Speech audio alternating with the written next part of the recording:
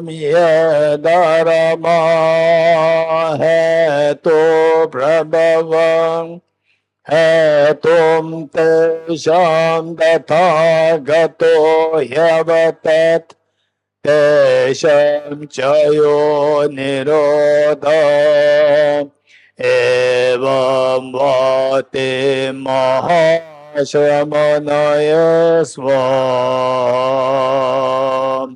Om ye dharma hetu brahman he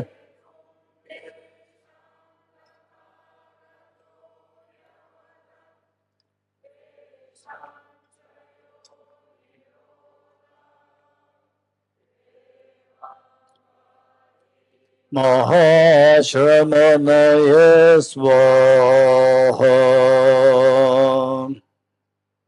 All phenomena arise from causes. The causes are taught by the Tathagata, the cessation causes as well as taught by the great seer. Okay, today we'll turn to page 139, 139. And the new edition, it may be on a different page, 37 practices of Bodhisattva. The 37 practices of Bodhisattva, page 141. 37 practices of Bodhisattvas, page 141. Is it in Russian language? Good, thank you. Okay, this is, let me quickly share about this great teacher. Oh, don't worry. This teacher, Geshe Sambo, amazingly great master. And he does not belong to any tradition like Sakya, Kagyu, Nyingma, Gelug, no. So his teaching, his 37 practices, there's something being valued by from across the Tibetan traditions. All Sakya, Kagyu, Nyingma, Gelug, all respect this teacher, and his teaching is so popular everywhere in Tibet. So with this in mind, and this is these teachings, they except for few verses, most of the verses are something which are self-explanatory. You read it and you will see that it is a total common sense based, and that is extremely relevant to our day-to-day life in terms of the daily practice. So these are very beneficial. And if this is how we can lead our life, our life can be very pure and very at so much ease. We can see the growth in our life, and what are the potential, say the impediments or potential hindrance to our growth. The author identifies them, and what are the conducive factors. The author identifies them and see how to create the conducive factors, how to ward off, how to stay away from the non-conducive factors. This is extremely precious teaching, and if possible, I would suggest that all of us try to read this on a daily basis, if not, at least once in a week, and then try to see that as a mirror for ourselves to see where am I going wrong, each one of us.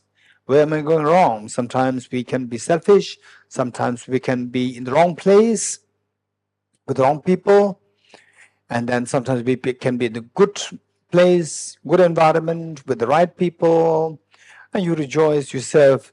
And that this short text should serve as the mirror for us to see where we're going wrong and where we are going right, where we need to improve. Okay, with this mind, let us read this together. 37 practices of Bodhisattva by Geshe Sambo. Namo Lokeshwaraya. You see that all phenomena neither come nor go. Still you strive solely for the benefit of sentient beings. Supreme Guru and Protector Avalokiteshvara, to you I continually bow with the body, speech, and mind. The perfect Buddhas, the source of benefit and happiness, arise from practicing the genuine Dharma, which in turn depends on knowing how to practice. So I'll explain the Bodhisattva practices. Now that you have obtained this precious human body, the great Bodh so difficult to find, in order to free yourself and others from the ocean of samsara, listening, reflecting, and meditating with diligence day and night is the practice of a Bodhisattva. Passion towards friends churns like water. Hatred towards enemies burns like fire. Through the darkness of ignorance, one forgets what to adopt and what to reject. To abandon one's homeland is the practice of a bodhisattva. Giving up inhospitable places, mental afflictions gradually decrease. With no distractions, virtuous activities naturally increase. When mind becomes clear, conviction that Dharma is born. Therefore, seeking solitude is the practice of a bodhisattva. Friends and relatives, acquainted for long, will separate. Possessions gained with exertion will be left behind. Consciousness, a guest of, will leave the guest house of the body. To let go of this life is a practice of a bodhisattva. When due to friendship with someone, the three poisons increase, degrading the activities of listening, reflecting, and meditating, and destroys loving kindness and compassion. To give up such a friendship is a practice of a bodhisattva. When relying on someone, your negativities diminish, and your positive qualities grow like a waxing moon. To cherish such a spiritual friend more than your own body is the practice of a bodhisattva. Themselves captives in the prison of samsara, whom can the worldly gods protect? Therefore, to seek refuge in the three jewels who do not betray you is the practice of a bodhisattva. The suffering of the lower realms, so difficult to bear, is what the Buddha taught to be the fruit of negative actions. Therefore, even in the course of your life, never to commit negative actions is the practice of a bodhisattva. Happiness in the three realms, like the dew on a blade of grass, is subject to instantaneous fading away. To strive for the supreme state of liberation that never wavers is the practice of a bodhisattva. From beginner's time, your mothers have cherished you. If they suffer now, what good is your own happiness? Therefore, in order to liberate an infinite number of sentient beings, cultivating bodhicitta is the practice of a bodhisattva. All suffering comes from yearning for your own happiness. The perfect Buddhas are born from the intention to benefit others. Therefore, to truly cherish your own happiness for the suffering of others is a practice.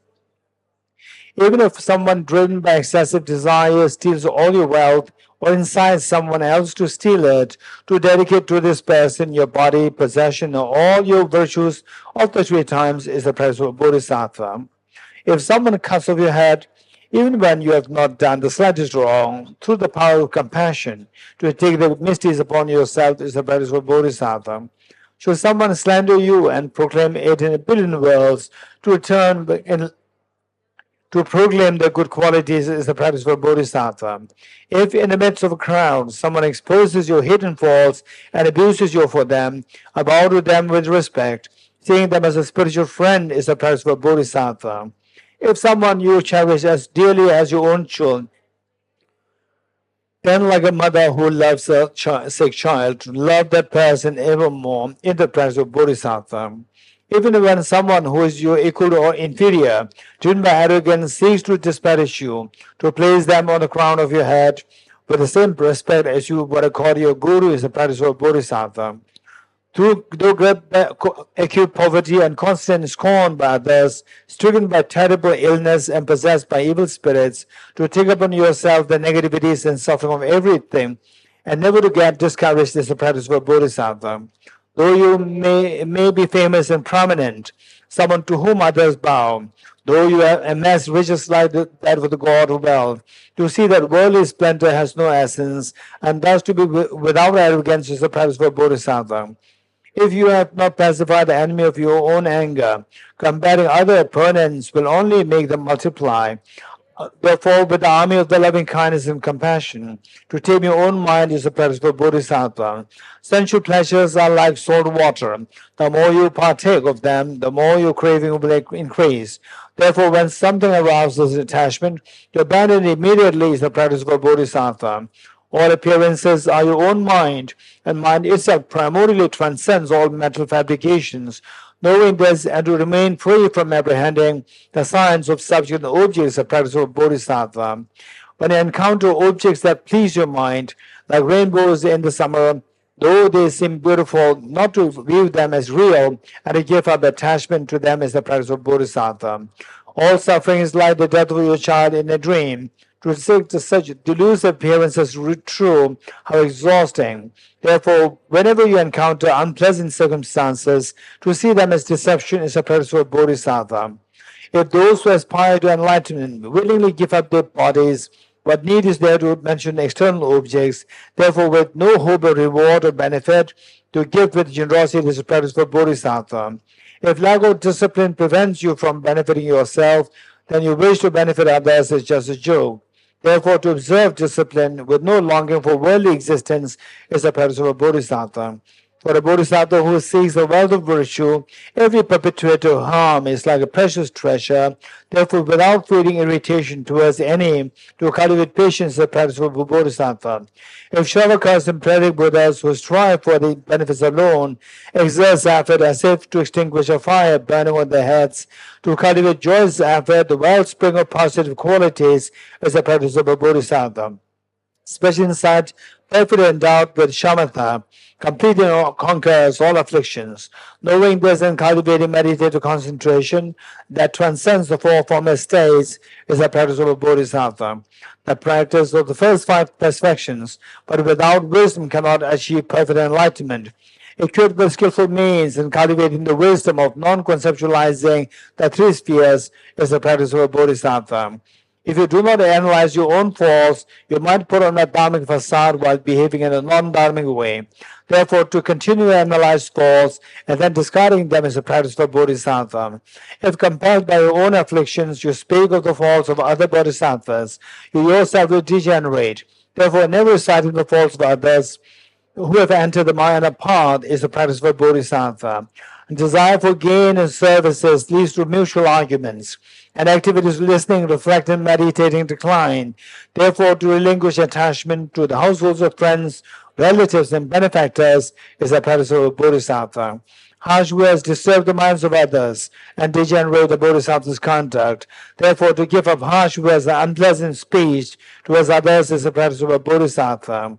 Once you become accustomed to afflictions, you are hard to undermine with antidotes. Therefore, with the remedial weapons of mindfulness and introspection, to forcefully eliminate afflictions such as attachment and moment they arise is a practice for Bodhisattva. In brief, whatever you are and whatever you do, always examine the state of your mind and continuously working for the welfare of others is the practice of a Bodhisattva. To dedicate the merits thus get accumulated through these efforts towards enlightenment, where the wisdom free of concepts of three spheres is in order to eliminate the suffering of all infinite beings, is the practice of a Bodhisattva. By relying on the words of genuine masters, I explain the meanings that taught in the sutras, tantras, and treatises in the form of these 37 practices of a Bodhisattva to benefit those who wish to train on the Bodhisattva path. Because my intelligence is small and my studies few, I lack linguistic skills to please the scholars. Yet since they are based on sutras and teachings of the genuine masters, I believe these practices of Bodhisattva are flawless. Nevertheless, since the vastness of Bodhisattva's content is difficult to fathom by someone like me with an inferior intellect, I pray to the genuine masters to consider with patience all my flaws such as contradiction, incoherence, and so on. And by the power of conventional and ultimate bodhicitta, may all sentient beings become like the benefactor Avalokiteshvara, who dwells neither in the extreme of samsara nor in that of solitary peace.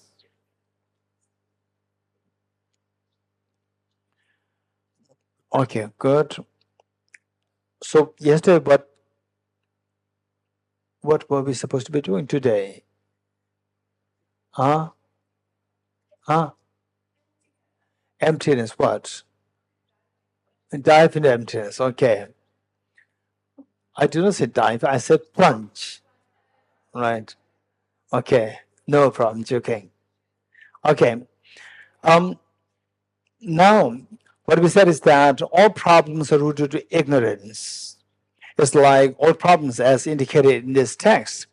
37 pairs of bodhisattvas, the great teacher, indicated that all our miseries, stress, miseries they are like the miseries we go through in the dream. So the cause of the miseries is manifested in the form, all the miseries they manifest in the form of lack of freedom. Miseries means we don't like miseries, but we have it, which means that we don't have the freedom not to have the miseries. That is lack of freedom. Lack of freedom is suffering, and suffering is samsara. So now if you don't want to have the misery since dream, what should we do? Wake up. Wake up, sleep of ignorance. If you wake up, what's the benefit? How does it help? If we wake up, how does it help anyone? How does it help to remove the fears of the dream? Anyone? How does it help if you wake up if you wake up, then how does it help to remove the fears of the dream? Anyone? We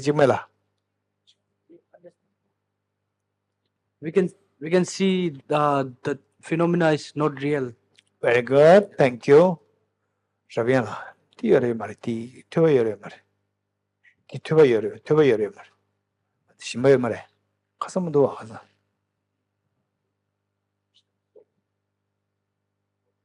Onde koyer. Dedar koyer. Twista koyer. Tira kasam di pagi di del do ani.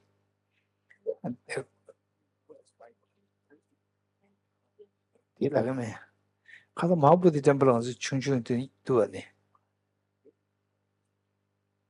비상 쇼 말해. 난 쇼라. 여보다 지금 아직도 좀 샤 아니시 마야 그러나. So I'm asking, where's the other mic? He said, it's in Tushita. Where Tushita? We used it recently in the Mahabodhi. He said, it's in Tushita. You get it? I said, no, the one that we used just recently, 2 days ago. And he said, hey, do you mean to call this mic? I said, yes. That's in the Tibet house in Delhi. I'm not asking these things. You're getting it? Okay. Okay. So, because that he has to run here and there. He is like a piece of gold. This young man, he's like a piece of gold. Amazing. Amazing. We can learn a lot from him. He's an example of goodness. You praise him, no matter how much you praise him, he will never feel inflated. It's amazing quality. So somebody who's evolved, one indication is that no matter how much people praise you, you'll not become egoistic. That is the greatness of the person. He never becomes egoistic.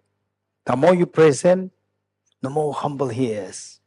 The more you scold him, sometimes I scold him. And then I tell other people, I scold him. He said, no, I'm getting advice.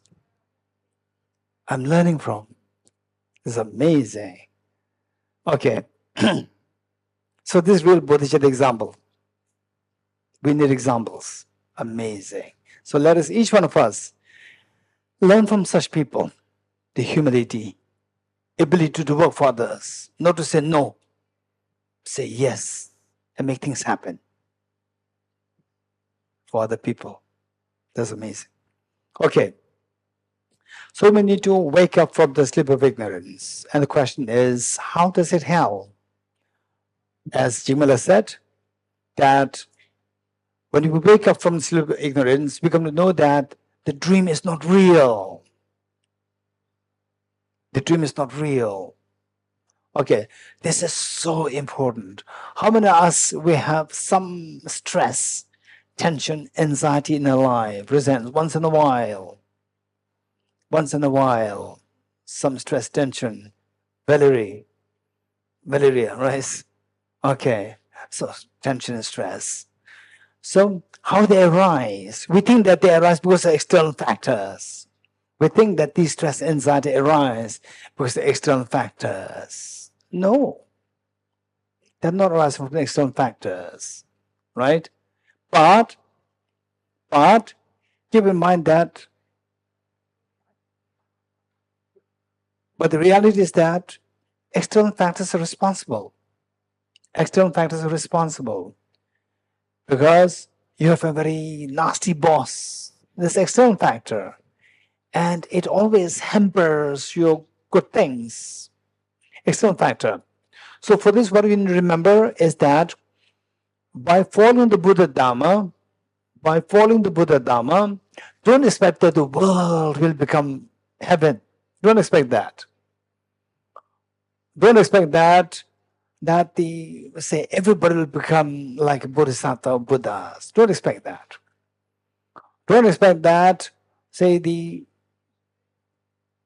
say Bihar, in the month of May, June, 50 degrees centigrade, because of your practice of wisdom emptiness, wake up, and 50 degrees centigrade go down to 22 degrees centigrade. Don't expect that. Temperature keep, global warming keep increasing. Don't expect that. You're getting it? Don't expect that your boss will change. Boss is an external factor. But your irritations, your fear, your unhappiness, these will stop. You attain fearlessness. This is not an external thing. It's an internal phenomenon. You become fearless. Your joy multiplies at infinity. So this is the purpose for which the Buddha came on this earth. Buddha did not promise that I'll change the world, a better world. In fact, I remember His Holiness the Dalai Lama. One time, look at His Holiness, extremely practical, extremely practical. One time in Bihar, with the chief minister, and the chief minister during his speech, what he said was that with the blessings of the Buddha, we pray that Bihar will flourish and become prosperous. Then His Holiness, after the chief minister, His Holiness' speech, His Holiness said that if the Buddha's blessing can make the Bihar flourish, since all these 1,000 years, the last minimum 100 years, Buddha's blessing already there. Bihar should have been flourished since then. But the Buddha's blessings work through the hands of the chief minister. Buddha's blessings work only through the chief minister's hand. Chief minister should be more active. This is what His Holiness said. So the point is that what I'm saying is that the whole purpose for the Buddha on this earth is to transform ourselves and then see how to transform others. Just see, Prince Siddhartha, under the Bodhi tree here, he became enlightened. How many billions and trillions of beings are benefited? One person became enlightened. Look at His Holiness the Dalai Lama, the product of the teachings of the Buddha. Just see that His Holiness just shows His face. How many millions of people are inspired? They cry. They could feel the joy inside. They have never experienced such a joy before, ever before. Even with their families, never experienced that. The moment they are in front of His Holiness, they could feel that. Why? It's because of the transformation taking place with His Holiness, the universal compassion based on universal wisdom. So this is what we are to expect, the transformation. So how to make this happen is by waking up from the sleep of ignorance, knowing that all these miseries are rooted to ignorance. And worst of the ignorance is ignorance which lives in the dream and forgets that this is a dream. Seeing the dream is real. When you see the dream is empty of being real, this is the waking up. So, say that the dream, we've been waking up from the conventional dream every day. How many agree with me? Raise hands. We've been waking up from the conventional dream every day, but we have never woken up from the unconventional dream. The moment we wake up from the conventional dream, we are freed from the fears of that particular dream.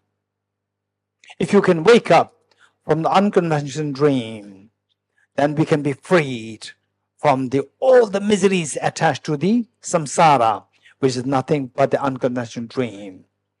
What does it mean by unconventional dream? This is a question. Dream is of two kinds. One is conventional, from which we wake up every day. And why is that described as dream? Because you see something and you go to a different state, and what you saw before is seen as not real. That situation, we call it a dream. So likewise, whatever we're going through now, this is also a form of dream. Because what we are seeing is not the reality. What we are seeing is not the reality. When will we know that? We'll know that only when you wake up from this unconventional dream. By the way, I'm curious, how many of you are woken up from the unconventional dream? Raise hands. How many are woken up from the unconventional dream? No one. Huh? You've woken up from an unconventional dream. No, I'm not talking about the lucid dream. I'm talking about the unconventional dream. At the moment, we are going through an unconventional dream. You're getting it? At the moment, we're going through unconventional dream. Armin, you've woken up? Okay. So, say that we have never woken up from the unconventional dream. So the question is, just as we wake up from the conventional dream, all the fears of the dream stops. You agree? You agree? Raise hands. You agree? Good. Likewise, if you wake up from the unconventional dream, and from unconventional dream, we have been having this since time immemorial, even now, and will continue unless we put effort to wake up from that dream. If we don't put effort to wake from the dream, we're continuously going to be suffering. So, dream by the very definition, last time with Kavita, what we discussed is that dream by the very definition, dream has the element of lack of freedom. Yes, Kavita? This is what we discussed. You all remember? Dream has the element of lack of freedom. Okay, let me take you back to this point. What I said was that, let's say that,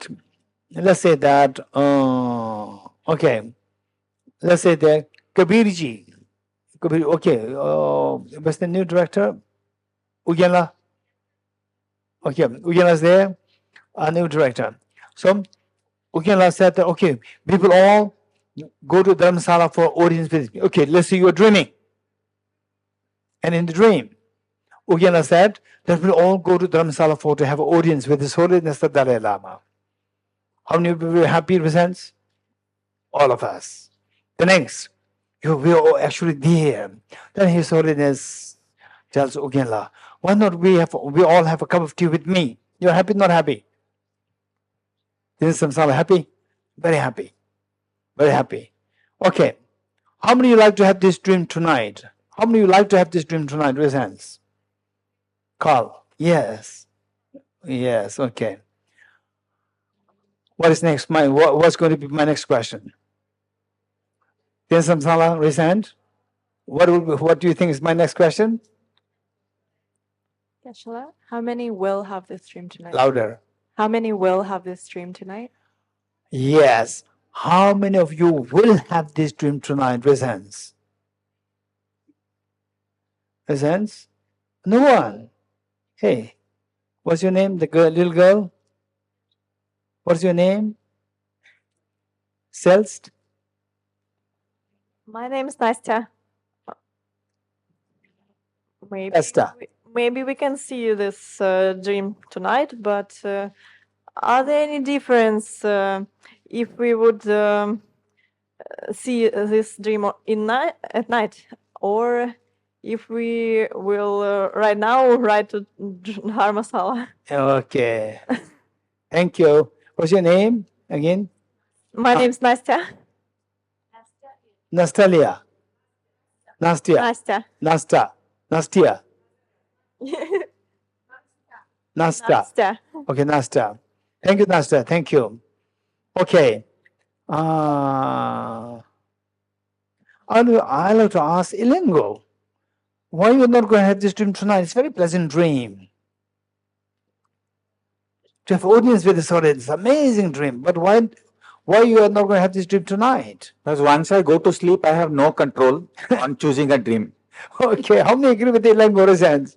Once I fall asleep, I have no control over my dream. In other words, I have no freedom to choose the dream. How many agree with me, Rez? This is the problem with the dream. That you don't have the freedom to choose the dream. No freedom to choose the dream is lack of freedom. Lack of freedom is misery. misery is samsara. You getting it? So this is a problem. Conventional dream, unconventional dream, both. Luckily, from the conventional dream, no matter how severe, how terrifying the conventional dream is, we wake up every day. So we are freed from the fear of that. But from the unconventional dream, we have never woken up thus far. If you don't wake up from this unconventional dream, if we don't wake up, including myself, if we don't wake up from this, we are bound to have to shed tears every now and then, no matter how beautiful sometimes the dream we have, but always with having to shed tears every now and then, so painful. So we have to wake up from this type of ignorance, from this dream. Okay, so for this, what we learned is that, as Jimala said, how does it help? Is by you, when we wake up from the conventional dream, knowing that the dream is not real, then you feel relief. Yes? Good. Knowing that the dream is not real, do you agree with me that it's a cognitive thought process, cognitive thinking? Knowing that the dream is not real is a cognitive thinking. Yes, no? Yes, no? Look. So, in the dream, cognitively, you see the dream as real. This is an erroneous cognitive process. Seeing the dream is real is an erroneous cognitive process. You wake up to see the dream is not real. Again, it's a cognitive process, but it's non-erroneous. With non-erroneous cognitive process, then the mind eases, relaxes, the fear dissolves. This is so important. It's so important. So with this in mind, I'd like to first of all take us all to the concept of a very simple, very basic Buddhist psychology. This is so important.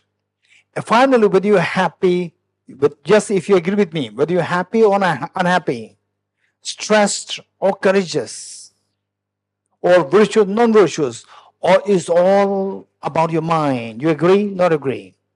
It's all about your mind. Now, how the mind works, how some people, they're extremely kind, how some people, they're extremely suspicious, judgmental, so rude. Deep inside, everyone has a beautiful treasure of the full awakening, perfect compassion, perfect wisdom, perfect power. But how come that people demonstrate very different quality attributes? How come? It's all the thinking. So what makes some thinking so good and some thinking so bad? Some thinking, say the moment you start meditating, you fall asleep. Some. Right? And you talk about meditation, and finally when you meditate, you fall asleep. Some people meditate, they are so good. But the moment you give a gadget, right? Gadget, you don't know even how to operate the gadget. Meditation was very good. You don't know what 10 into 30. No answer. Cognitively, you low. But meditation, very good. Some people cognitively extremely sharp. Meditation, hopeless. Fall asleep instantly. Or distracted. How come some people cognitive so sharp, some people cognitive so low? Some people they say meditation so good, some people meditation so low. Some people very compassionate, some people so selfish. Some people broad-minded, some people very narrow-minded. How come? It's all happening in your mind. What is the mechanism like? What is the mechanism like? What is the mechanism like? This is what we have to learn. It's all about the mental functions. Now the mental functions, we call, in a loose sense, the mental functions, we call them as mental factors. I'm using these technical words for you later on. When you read these texts, you will come to easily relate to these things. Mental factors. How many such mental functions are there? Anyone? How many such mental functions are there? With the mind which can calculate so well, but compassion was missing. Mind was so good in compassion, but calculation missing. One was so good in single point meditation, but so bad, hopeless in analytical meditation. Some so good in analytical meditation, so hopeless in single point meditation. Right? Someone who's so good, very compassionate towards the suffering, but a little jealous with suffering change. You agree? With suffering, you feel compassion, you feel cry. Poor person. Then when the person becomes a little better, suffering changes to suffering of value. Suffering changing to suffering of change. No, suffering change to suffering of change. Right? And then jealousy comes. You're getting it? That compassion is a little shallow. You're getting it? Initially, oh, this person is so poor. Let's say, imagine you are a little girl, little boy. Imagine you are a little boy, little girl. And then you see on a street boy, a street girl. Oh, a girl was at this girl. And mom, please help this girl. Right? Okay, yeah, I'll help you. Give some bread. No, mom, she's in the street all the time. Why don't you adopt? And you make the mom to adopt this girl. Or adopt the boy. Adopt it. After adopting, then the mom has to treat you to same. And you also have a sister, have a brother. You're very happy. And then gradually you are sent to same school. And in school, your brother, your sister, adopted sister, brother, starts to shine. Right? Everybody's talking about your brother and sister, not about you. Right? Oh, still you're very happy. My brother is doing very good. And then, after high school, college, your brother was sent to Cambridge University or Harvard University or St. Stephen's in Delhi. And you in a local college. Right? And then what happens? All attention goes towards your brother or sister, not towards you. Then jealousy comes in, anger comes in. I made a mistake. You getting it?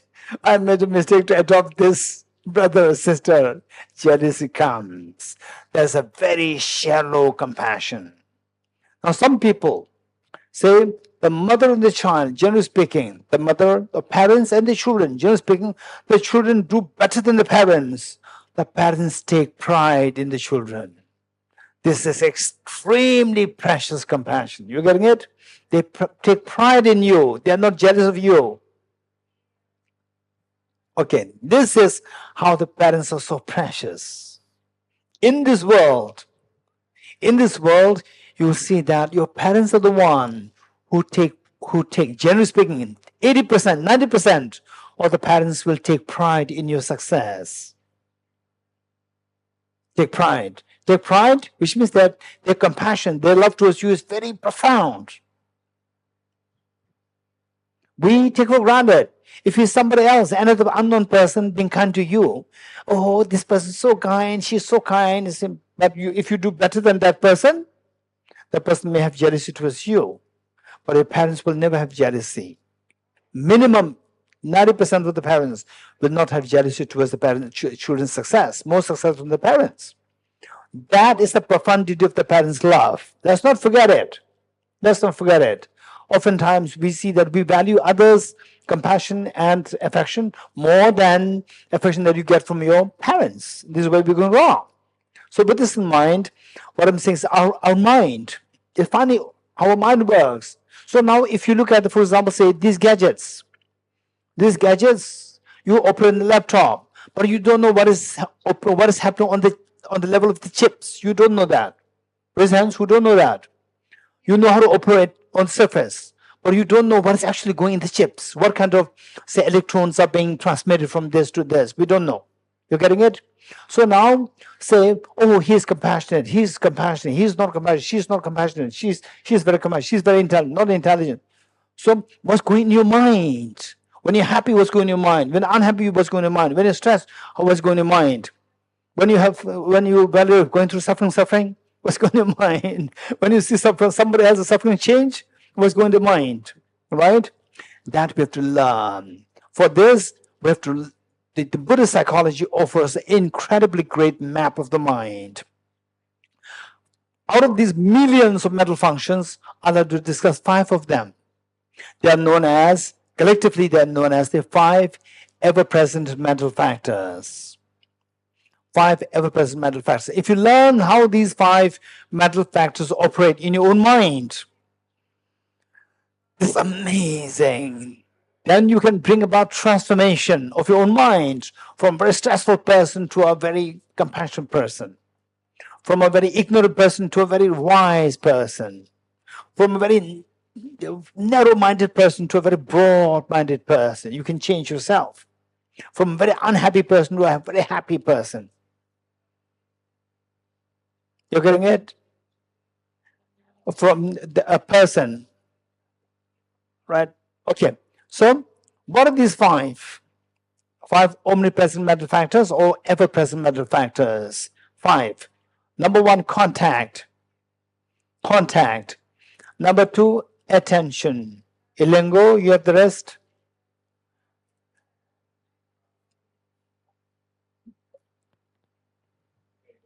Contact, attention, discrimination, feeling, intention. Wonderful. Wow. Amazing. Ilengo, from which kanzen you are from? India. No, from which kanzen? Which comes in? Mumbai. Oh, okay. Kanzen meaning in the monasteries, in the big monasteries, there are small groups. These groups are known as kanzen. So the Ilengo, you know about that already. So he said he's from Mumbai kanzen, right? And there's a Goa comes in there. Okay, Russian comes in is the biggest at the moment. NDC 5, I think there are about 1,100 students from Russia. So Russian comes is big. They can dominate. Okay, that's the jokes apart. Okay, so what Ilengo said is that contact, remember these: contact, attention, discrimination, feeling, and intention. You're getting it? Remember these 5. We have to remember these 5. You're getting it? You have to remember. And then if you remember these 5 so well, then even while you are traveling, say while you are going by car or walking or in an aeroplane, you can just think about these and you see how a mind reacts to the different stimulus. Okay. So let's say that how these 5 work. Okay. So look, how many of you had experience of mental stress? Raise hands.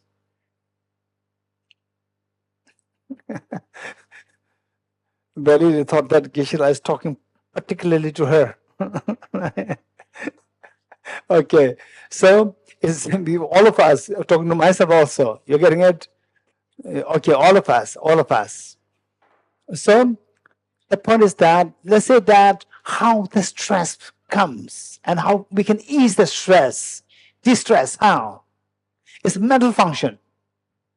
So when you become so desperate, say somebody is into a psychosis, your mental imbalance is extremely acute.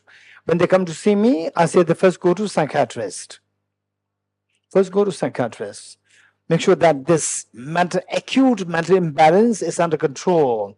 When you get some sanity, some degree of sanity to hear what the other person is talking, then I would say, come, listen to this Buddhist psychology and see how it can help. It can help greatly. So the difference between the Buddhist psychology counseling and the antidepressants to combat your the mental ill health. With the antidepressants, it can numb your brain overall. It will numb your brain overall. And it will make your mind dull. So which means that earlier you were so hyper, you become so dull. Dull in both ways, positive, negative, both.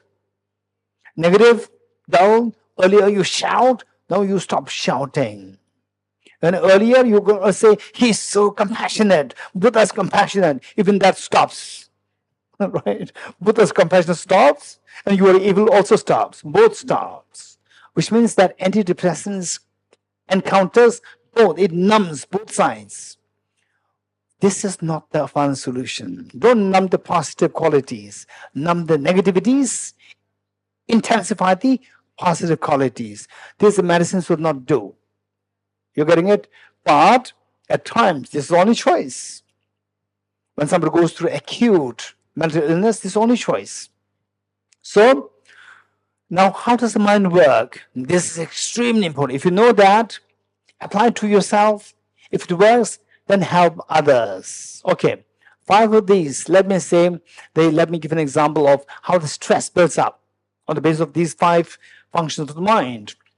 Let's say that you are, one early morning, you are still in your bed and your mother slams the door and say, "Good morning, my daughter. Good morning, my son."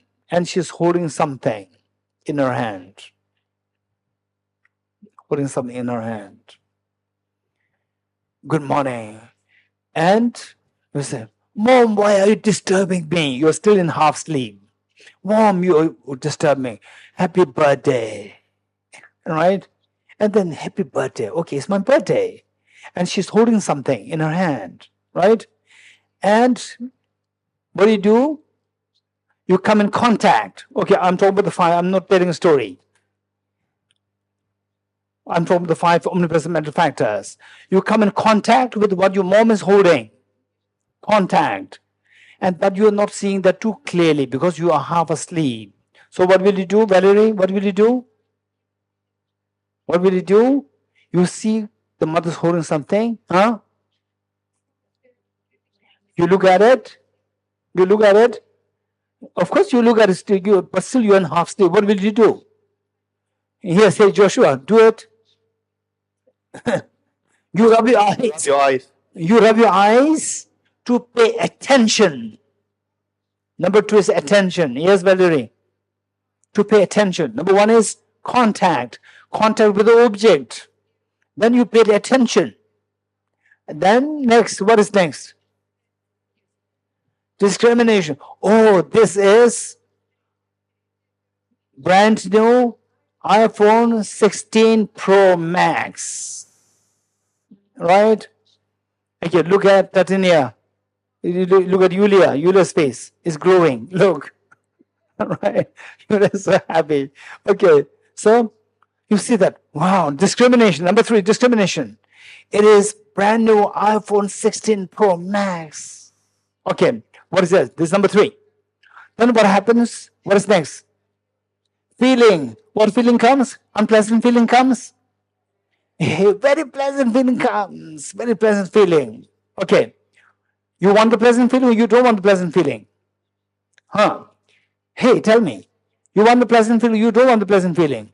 You want the pleasant feeling. So you want the pleasant feeling last longer or make it short? Last longer. To last longer, you will, what triggered the pleasant feeling? iPhone, brand new iPhone 16 Pro Max. So you have to embrace the iPhone 16 Pro Max. You're going to embrace it because so that the trigger will be with you and the feeling will be last longer. You're getting it? So what is next after feeling? Intention. Intention will make your mind to move, to embrace the brand new iPhone 16 Pro Max. Embrace it so that it will be with you and your feeling will last longer. So that feeling, embracing, is good. Is good or it is stressful. Embracing, stressful or good? Hey, ego, good. It's a very good feeling. Embrace is very good. Okay, now when you're about to, when you go to embrace it, you see that actually it's not iPhone 16. It's a piece of chocolate. And your sleep disrupted. And then you will throw this away, right? You'll throw this away. Mom, don't disturb my sleep. Then you go back to that. Okay, now look. So what happened?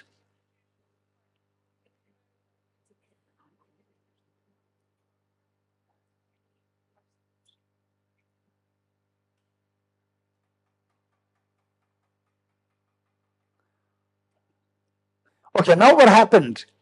That embrace changed to, hey, embrace changed to push.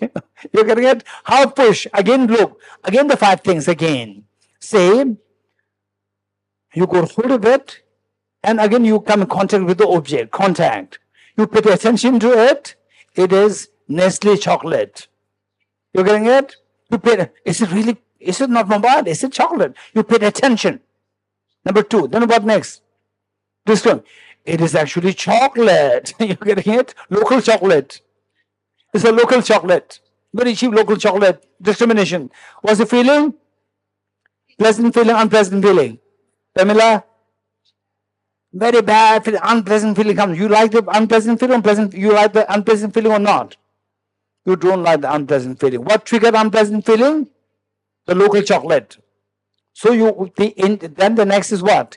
Intention to push the local chocolate. Then you throw this. You're getting it? You throw this. So, a chocolate you can throw. Chocolate you can throw. It's fine. Then you go to bed. But just imagine that you are with a boss, unkind boss, right? And every morning you go to your work, meet the boss, contact. What is next? Attention. Is he my boss or not? Yes, he's my boss. Or she's my boss. Sometimes not only men, female also. Sometimes. Yes, she's my boss. Then, no, first is what? Contact with the object. Then is it my boss? Attention. What is next? Discriminate. Yes, it's my boss. Right? Then your body becomes stiff. Right? This is my boss. Feeling? Unpleasant feeling. You're getting it? Unpleasant feeling. And the boss does like this. Right? Like this. Right? Like this. Right? And then what happens? You like it? What feeling comes? Unpleasant feeling comes. You like it? You don't like it. What triggers this unpleasant feeling? The boss. So, physically you cannot push the boss. You cannot throw the boss. But mentally you will push the boss. Mentally you will push the boss. But physically the boss is still there. Physically the boss is still there. So your mind will continue to push, push, push. Push means resist. Resist. But the boss is still there. So you cannot succeed in pushing him away. So the mind continues push. Continues push. For example, let's say, okay, I ask you, what's going in my mind? What's going in my mind? You have no clue what's going in my mind. You have no clue. Now, tell me what's going in my mind.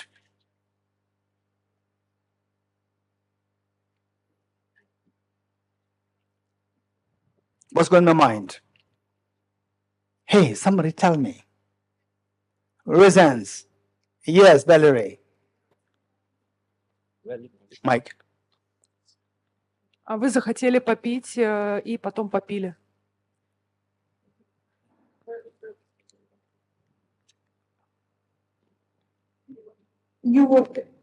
Yes, yes, yes. Yes. I'm looking for a juice. I'm looking for a juice. This was going in my mind. So from the outside actions, you could infer what's going in my mind. You agree? Then say, what made me to move my hand? Because of the desire to drink. You agree? So look, your mind has that capacity to create the movement. Your mind has that capacity to create the physical movement. So this physical movement, whereas if my boss, my boss, if it's Geshe, don't drink sweet, right? If he tells me don't drink sweet, right? So my mind wants to drink it, but my body cannot go there. My body cannot move there. But my mind is moving. My mind is moving. When I have the total freedom, then my mind will not only move, my mind will make my body to move. So my mind is trying to move, physically cannot move. So what happens is that your mind is continuously trying to move. There's movement of mind happening, but it's not translated on the physical level. You're getting it? Movement of mind happens, but it doesn't translate on the physical movement. So I want it. The mind continues to fight, to move. That is known as the resistance.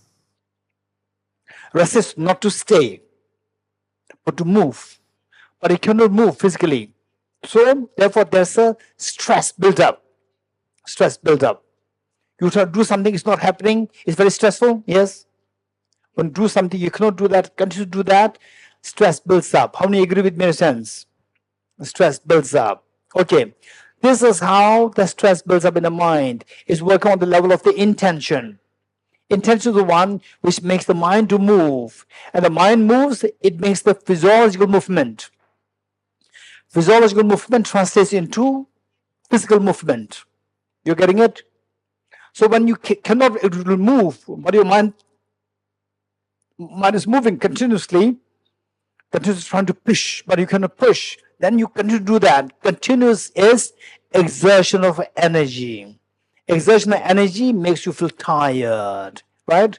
With some people, how many of you that have experienced? With some people, you sit there with some people for 5 minutes, you feel extremely tired, so tired. Raise hands. How many had that experience? Okay. One time I had that experience. I'm going to share this experience. It was after my Geshe degree. Then I was sent to England, to Cambridge. Came back. And then I was teaching the American students in Dharamsala. Emory University students. That time, I think, Venerable Pandala, he must be 14, 15, very young. Then he was with his teacher, very young. And, oh, no, I think you're already in 20s. Then what happened was that there was one monk, my classmate. He came to me and asked me, Dorji, please teach me English. And for me, to teach English is the greatest of the punishment.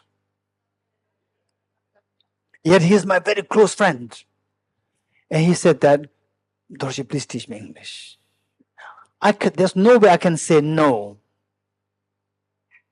I said, okay. But mentally, I feel all tired. You know why? My ear came in contact with this, what he said. Came in contact. And I paid attention. Is it true? My discrimination says, yes, it's true. He's asking you to teach English.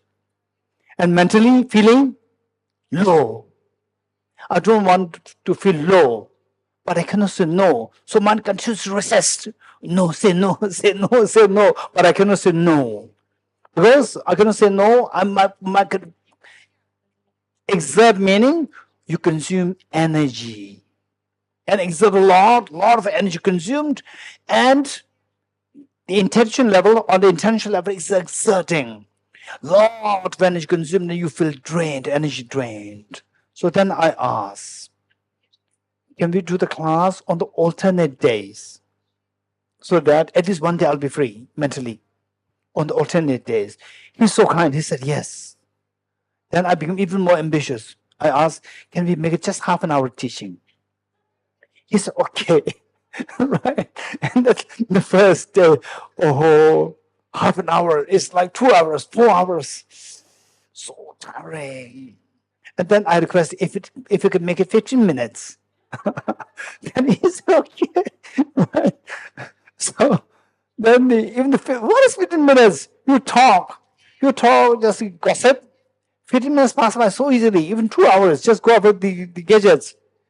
Oh, I will go after the gadgets for 10 minutes, 3 hours gone. And 15 minutes, what is there? But in my mind, it's like ages. Right, 15 minutes is exhaustion energy, just you can't believe it. You feel so low. Just think of that, today I have 15 minutes class. Then the moment the class time happens, I disappear. I'm not in my room. Right? And the poor guy, the poor monk, he would go there, he's not there. Right? Then after 1 or 2 hours, I'd come back. Right? And then he would understand. And gradually he also understand it. He also forgo. He also let it go. Yeah. Okay, what I'm saying, this is how the mental stress, when you don't like it, unpleasant feeling comes. That unpleasant feeling, you want to resist it. You want to remove the unpleasant feeling. How? By removing the stimulus. By removing the stimulus of the unpleasant feeling. What triggered. So if you cannot remove that, then the stress builds up. Your energy drains. Okay. Now, if you don't want to have the stress, mind, intention to push, what should we do? Instead of pushing, to embrace, what should we do? Change the feeling from unpleasant to pleasant. Change the feeling. This is the secret of distressing. Change the feeling from unpleasant to pleasant feeling. Right? How to change the feeling? Hey, what comes before feeling? Change the discrimination. Change the discrimination. Change the discrimination. How to change the discrimination? What is before that? Attention and contact. Contact with the information. Contact. So, for example, I see this. I see the monk there, my friend, right, coming for the class, right? Say, I come contact. He becomes the information. And having the class, having to do class with him is the information. So change the information or enrich your information. Make the information rich. Make the information profound. Contact with the information and attention. These two must make the information rich and profound. Then the discrimination can easily be changed. For example, let's say, okay, how? If you change the discrimination, how the feelings change. When the feeling changes, your mind will earlier resist. Your mind will calm down. I'll give you some examples. Okay, first, let's say that, so day one you came here, what did you do? What did you do? Day one you came, Carl?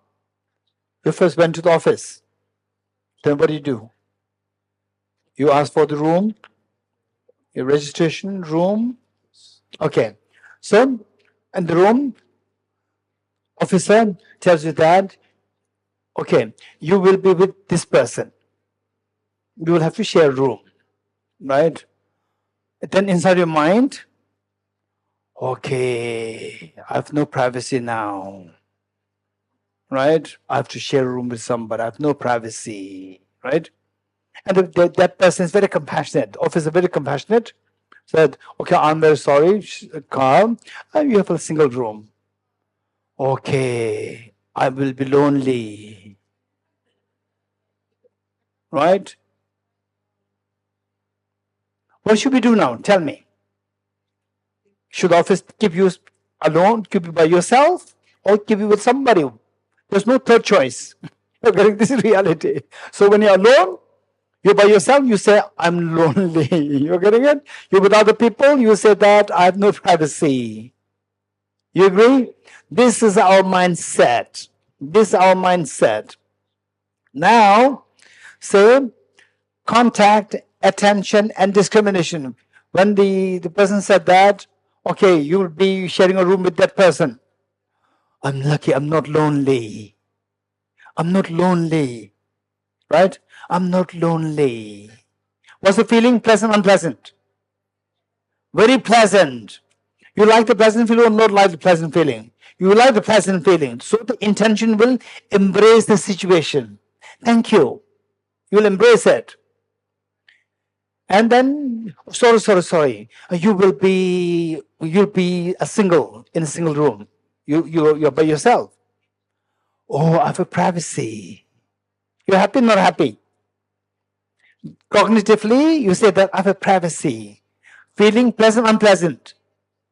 Pleasant feeling. You like it, not like this pleasant feeling. You like it. So you embrace the situation. Again, you will say thank you. In both cases, you are very happy. Your mind will not resist. Your mind embraces.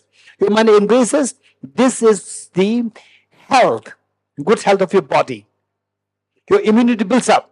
When the mind does not resist, when the mind embraces, your immunity builds up. This is so important psychology. Now, let's say that in the dream, you're getting it? Now going back to the dream. Unpleasant dreams, very scary dream. Okay, someone chasing you, or lion chasing you, right? Lion chasing you, and finally the lion bounces on you, and you think, I'm dead now, right? What happened? First, hey, what happened? Contact with the information. Lion pounced on me, and now lion got hold of me. Contact and pain. Is it true? Yes, it's true. So discrimination says, yes, it's true. Lion has pounced on me. Feeling? Extreme unpleasant feeling. You like it? You don't like it. Your mind will resist. Resist. But the lion you cannot resist. And finally, when you say that I'm dead, Kavita's mother wakes, Ashaji wakes her up. Ashaji wakes up Kavita, right? Hey, Kavita, what happened? What happened? But then Kavita says, why? Because came in contact with the new information. Contact, attention with the new information. That I was dreaming, which means discrimination, it is not real. The lion pounced on me was not real. Discrimination. Feeling? Pleasant feeling. You like it? You like it? Yes. Your mind will, your intention will embrace the situation. Mom, thank you for waking me up. Thank you, Mom. Mom, you're disturbing my sleep. You should not say that. How many of you told you, Mom, you're disturbing my sleep? Once in a while. Right? So, today you will thank your mom. Thank you so much, Mom. So that builds your immunity. You're doing it? Your mind always at ease, embraces, your immunity builds up. This is so important for your health. This is how the mind works. So now, see that, oh, this is dream, discrimination. This dream is not objectively real. This dream is, the lion pounced on me was not real. The lion pounced on me was not real. Discrimination. Feeling is pleasant feeling. You're getting it? Then intention will embrace the situation. Likewise, unconventional dream. You see that this is all just like dream, all just coming from a mind, not from the object. Unconventional dream. Even the waking state, which is part unconventional dream, is coming from a mind, not really from the object. Discrimination. So we're studying, come in contact with the new information. Then we pay attention, study well. Okay. Okay. So we pay the attention. Then discrimination comes. Yes, things are empty of objective reality. Then the mind, feeling will relax. You feel pleasant feeling. The mind embraces it. If this practice stabilizes 24/7, your mind will embrace the situation. 24/7, your health will be utmost excellent. Your mind will be totally at ease. So this is how understanding emptiness, it helps us to get into all the fears of life. Whatever happens, so life is so beautiful. Right? And then you face difficulties. For you it's not a problem because it's like dream. But this difficult situation creates problem to other people. Others who are still in the grip of ignorance. So you feel compassion towards them. And then you work so hard. So we discussed this morning, the hearers and practical Buddhas who seek personal liberation. When they see this, when they get experience, they feel that now I am in the safe heaven. I'm in the safe haven. My security is guaranteed, no fear now. But because they don't have this compassion as strong as the Bodhisattvas, they know that other beings are suffering. They'll try to help the best. They try the best to help. But they may not be as successful as the Bodhisattvas. Bodhisattvas, knowing that they're freed from suffering, the wisdom of emptiness, then they think of others. The others are suffering because they're still in the ignorance. They'll feel so compassionate towards them. And they'll strive to shake them, wake them up from the sleep of ignorance. So this is what the Buddha did 2,500 years ago under the Bodhi tree. He was woken up from sleep of ignorance, and then he started giving teachings to wake us up from the sleep of ignorance. So, how do we wake up? This is the next question. You're getting it? Now we know the benefit. How if we wake up, how the mind feels the stress-free, how the mind feels, how the mind is freed from the fears.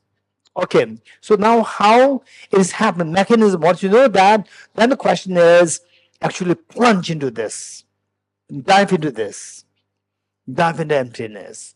So what is emptiness? This question. How to know that everything is like a dream? This is an extremely precious, so precious topic. How do I know that everything is like a dream? Okay. So before we plunge into this, two questions. Before we plunge into emptiness, you must pass through the two questions. Pass through two gates. The two gates are two questions. First question, do things exist? Do things exist? What's the answer? Yes, things exist.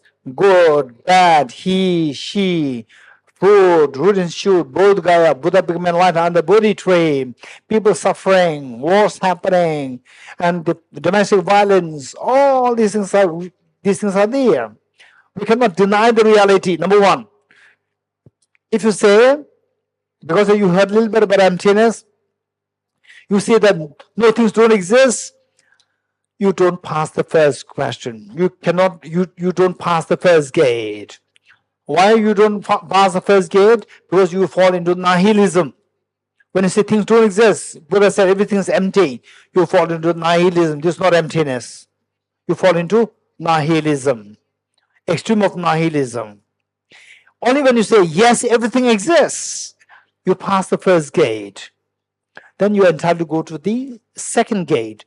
Second gate is, do things exist objectively? If you say yes, you fall into the extreme of absolutism. Again, it's not emptiness. Things exist, but not objectively. You're getting it? When I say, okay, no, things don't exist objectively, you pass the second gate.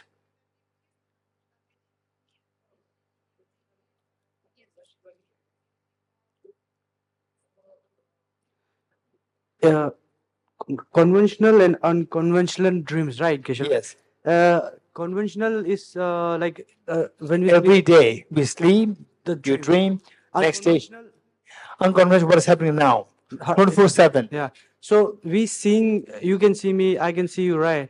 But like there's a difference. Subjectively, our mind is see another thing.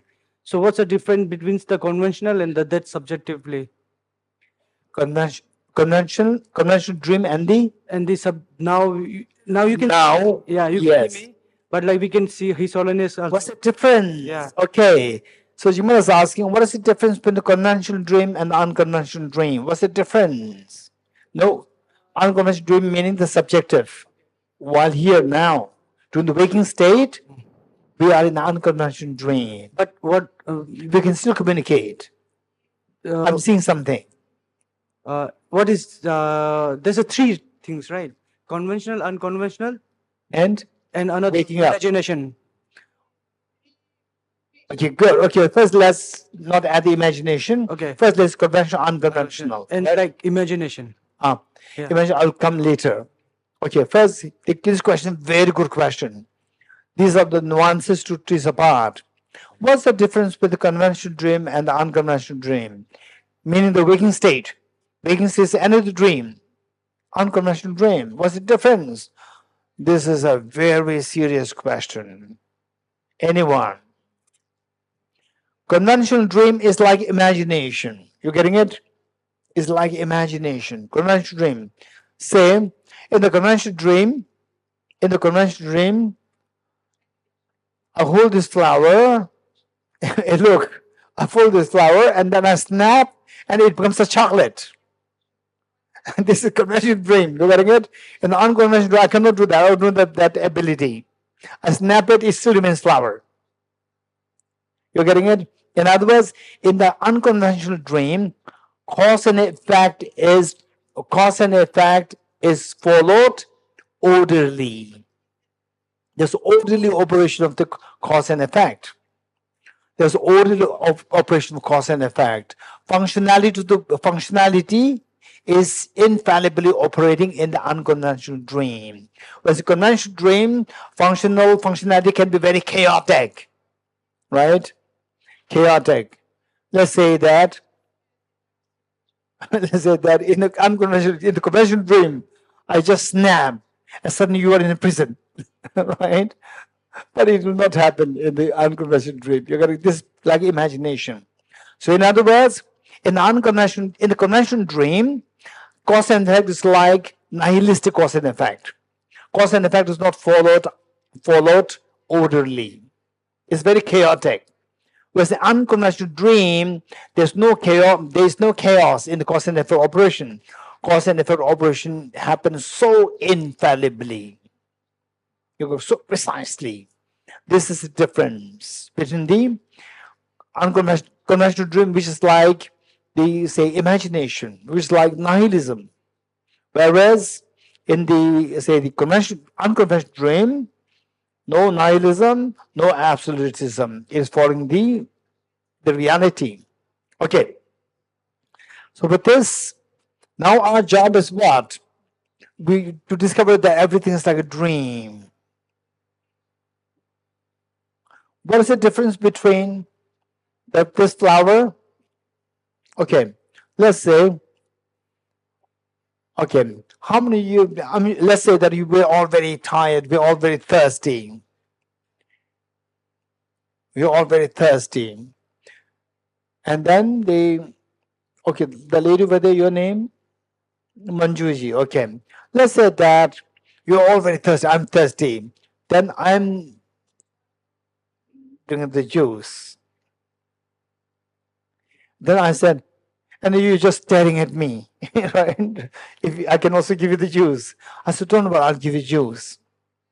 Imagine a juice, right? This is beetroot juice. Imagine apple juice. Manjuji, imagine apple juice and drink it. Imagine apple juice and drink it. Oh, you'll not be happy. Tell me what's the difference between this beetroot juice and this imaginary apple juice? What's the difference?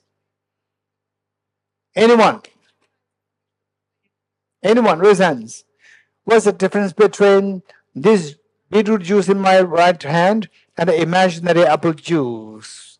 Anyone? Okay, over there.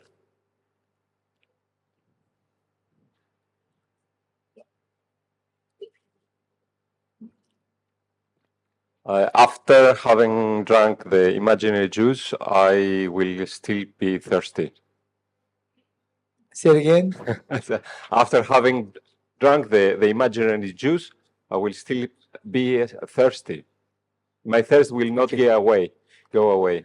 My thirst will not. Oh, okay. Drinking imaginary juice, my thirst will not go away. Drinking the real juice, my thirst will go away. How many? Your name? Constantine. Constantine. How many agree with Constantine? His hands. Imaginary juice, it will not function to remove your thirst. Whereas this beetroot juice that I have, it will actually function to remove the thirst. Very good. Okay. Anyone else? What are the differences? Okay, Arjuna.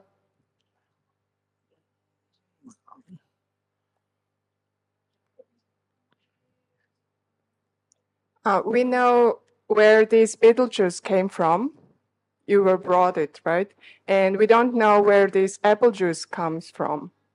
It just Okay. appears Okay. in our imagination. That's amazing. Beetroot just came from the first, the beetroot came from the farm, but the apple juice that you have created, we never know where it came from. That's also good. Thank you. Thank you. Anyone else? I want more thoughts. Okay, Jimela.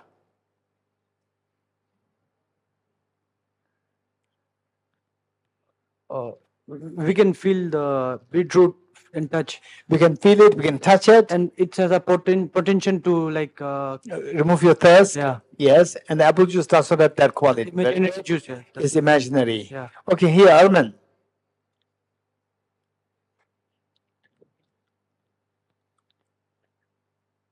The imaginary one only exists in your perception, but the other one exists in all of our perception. Amazing. Thank you. How many agree with Arman? Arman said that the beetroot juice that I have in my right hand exists there on the object, but the imaginary juice exists only in your mind. Makes sense?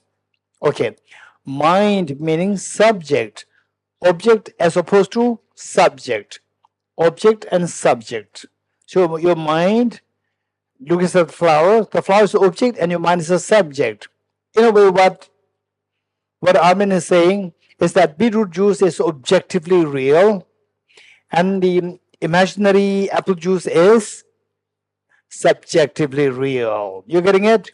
So from this, we're introduced to the concept subjectivity and objectivity. Subjective existence and objective existence. Yes, Arman? Yes. So from this, what we need to learn is that what the Buddha taught is that not only this beetroot juice, not only the imaginary apple juice, not only that the imaginary apple juice is subjective, all phenomena are subjective. Everything is subjective, which means everything is coming from your, just the imaginary juice is coming from your mind. Every phenomena that comes from your mind. You getting it? The next question is, how do we know that? How do we know that? This question. Okay. So with this, what is that? Is that the inner way is like digression from the question. What's the difference between the conventional dream and the unconventional dream? So there, while everything is subjective, say, I just imagine that this is a chocolate. The flower is a chocolate. This is purely imagination. Purely imagination. Whereas I see this flower as a flower. It's not purely imagination. It is subjective. It is subjective, but not imagination.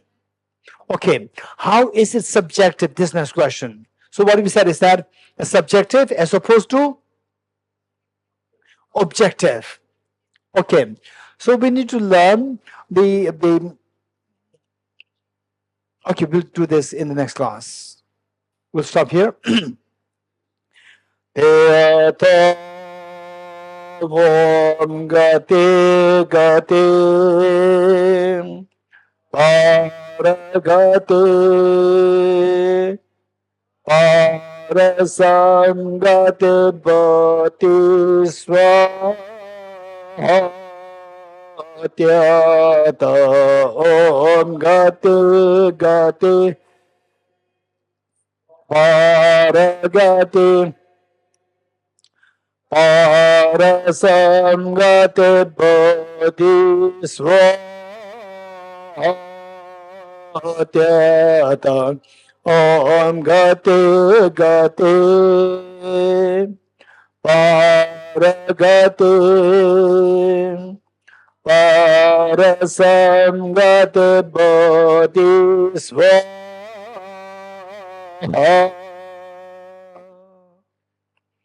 Three positions together.